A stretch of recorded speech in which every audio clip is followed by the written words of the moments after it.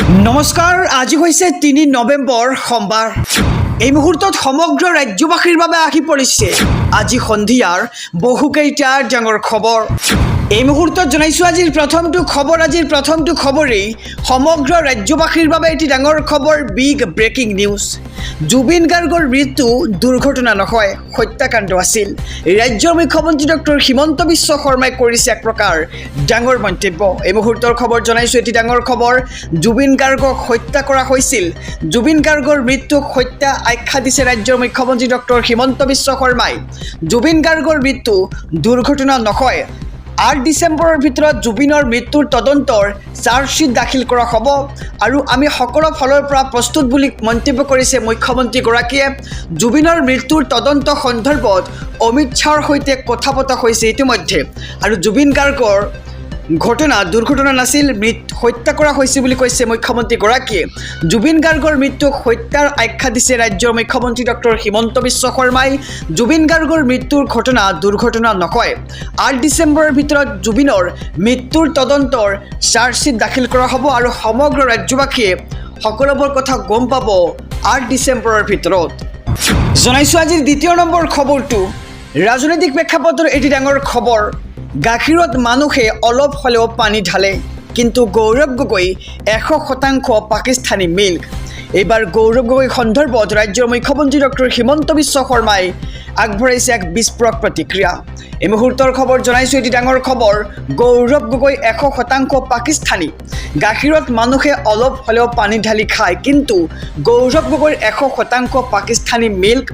গৌৰৱ গগৈ সম্পূৰ্ণ এটা পাকিস্তানী এজেণ্ট বুলি আখ্যা দিছে ৰাজ্যৰ মুখ্যমন্ত্ৰীগৰাকীয়ে।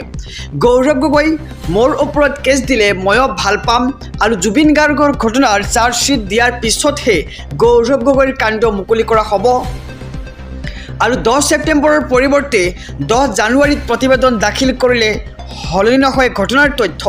শত্ৰুপক্ষই ক'লেই মই প্ৰতিবেদন দাখিল নকৰোঁ আৰু শত্ৰুৱে ১০ তাৰিখে বিচাৰিলে মই ১১ তাৰিখতহে দিম বুলি মন্তব্য কৰিছে মুখ্যমন্ত্ৰীগৰাকীয়ে। আৰু শত্ৰুৰ মতে মই কেতিয়াও নচলোঁ, শত্ৰুৰ মতে নচলে হিমন্ত বিশ্ব শৰ্মা। আৰু প্ৰথমে জুবিন গাৰ্গ, তাৰ পিছতহে গৌৰৱ গগৈ। গৌৰৱ গগৈৰ পাকিস্তানী লীগ সন্দৰ্ভত ৰাজ্যৰ মুখ্যমন্ত্ৰী ডক্টৰ হিমন্ত বিশ্ব শৰ্মাৰ এক বিস্ফোৰক প্ৰতিক্ৰিয়া আহি পৰিছে। কৈছে যে গৌৰৱ গগৈ ১০০% পাকিস্তানী এজেণ্ট।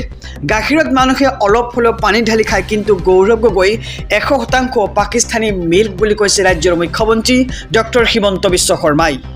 আহিছোঁ আন এক খবৰৰ মাজলৈ, ৰাজ্যবাসীৰ বাবে আৰু এটি ডাঙৰ খবৰ, বিগ ব্ৰেকিং নিউজ। মই মুখ্যমন্ত্ৰী হৈ থকালৈকে অবৈধ মিয়াৰ শান্তি নাই। জুবিন ক্ষেত্ৰত গৈ সেৱা কৰিলেও একশ্যন চলিবই।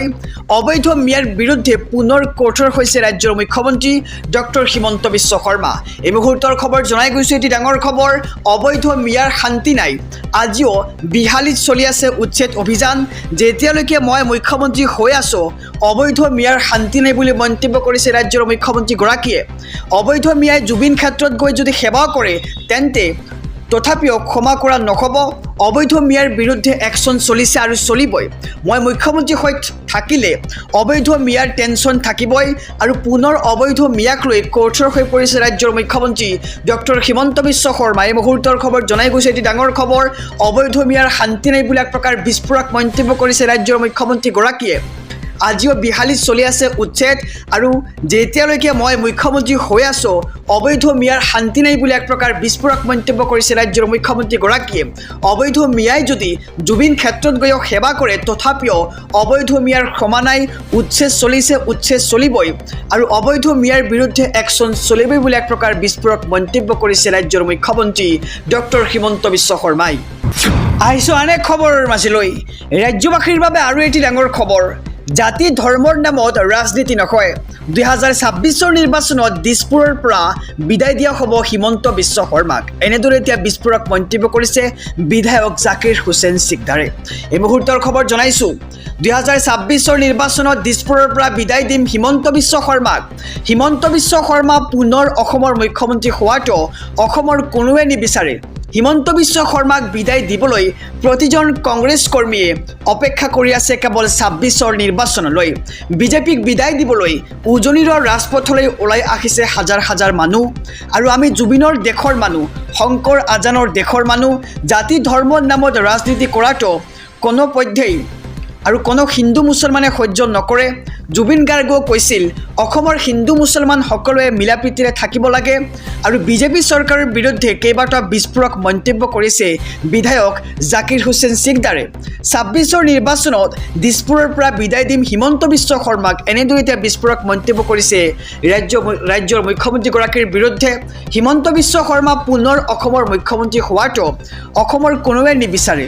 হিমন্ত বিশ্ব শৰ্মাক বিদায় দিবলৈ প্ৰতিজন কংগ্ৰেছীয়ে অপেক্ষা কৰিছে কেৱল ২৬ৰ নিৰ্বাচনলৈ। আৰু বিজেপিক বিদায় দিবলৈ উজনিৰ ৰাজপথলৈ ওলাই আহিছে হাজাৰ হাজাৰ মানুহ।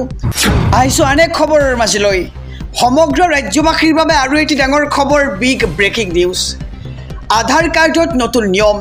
এই তিনিটা কাম নকৰিলে নিষ্ক্ৰিয় হৈ পৰিব আপোনাৰ আধাৰ কাৰ্ডখন। হয়, ঠিকেই শুনিছে।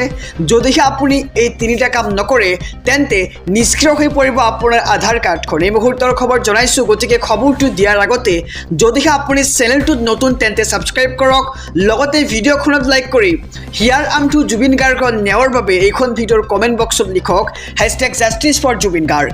এই মুহূৰ্তৰ খবৰ জনাইছোঁ, এটি ডাঙৰ খবৰ। আধাৰ কাৰ্ডক লৈ আহি গ'ল কেইবাটাও নতুন নিয়ম। তিনিটা বিশেষ কাম কৰিলেহে সক্ৰিয় হৈ থাকিব আপোনাৰ আধাৰ কাৰ্ডখন। কেৱল অনলাইনৰ দ্বাৰাহে কৰিব পাৰিব এই তিনিটা কাম।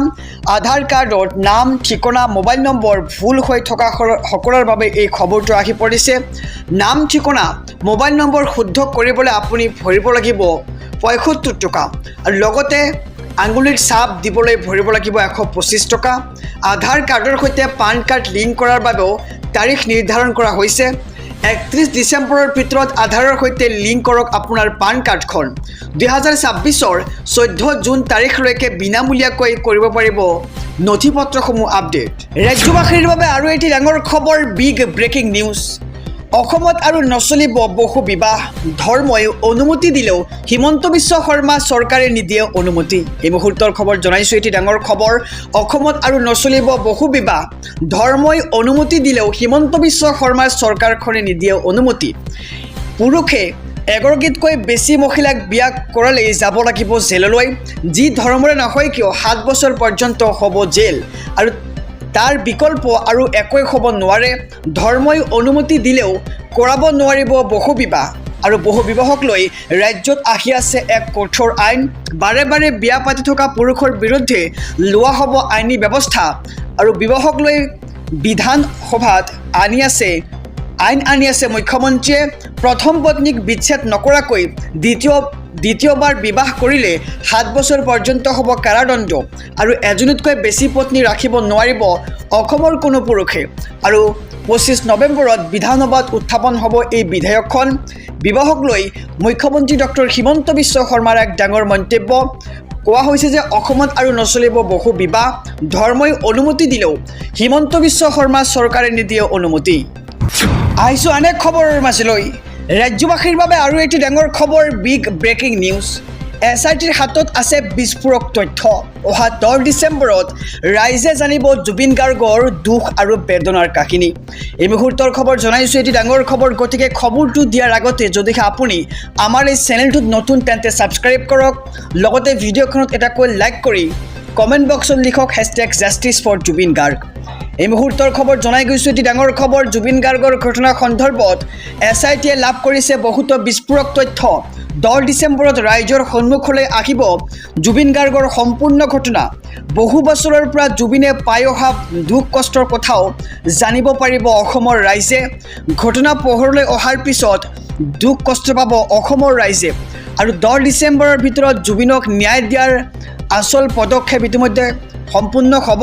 আৰু ১০ ডিচেম্বৰৰ ভিতৰত জুবিনক ন্যায় দিয়াৰ আচল পদক্ষেপ সম্পূৰ্ণ কৰা হ'ব। জুবিন গাৰ্গক ন্যায় দিবলৈ দিনে নিশা কষ্ট কৰা বুলি মন্তব্য ৰাজ্যৰ মুখ্যমন্ত্ৰী ডক্টৰ হিমন্ত বিশ্ব শৰ্মাৰ।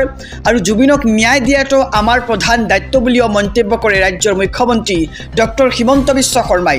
জুবিনক ন্যায় দিয়াটো এক প্ৰকাৰ এতিয়া দায়িত্ব দায়িত্ব বুলি মন্তব্য কৰিছে মুখ্যমন্ত্ৰীগৰাকী। আৰু জুবিন গাৰ্গৰ ঘটনা সন্দৰ্ভত SITয়ে লাভ কৰিছে বহুতো বিস্ফোৰক তথ্য আৰু সেই তথ্যসমূহ 10 ডিচেম্বৰত ৰাইজৰ সন্মুখলৈ আনিব SITয়ে।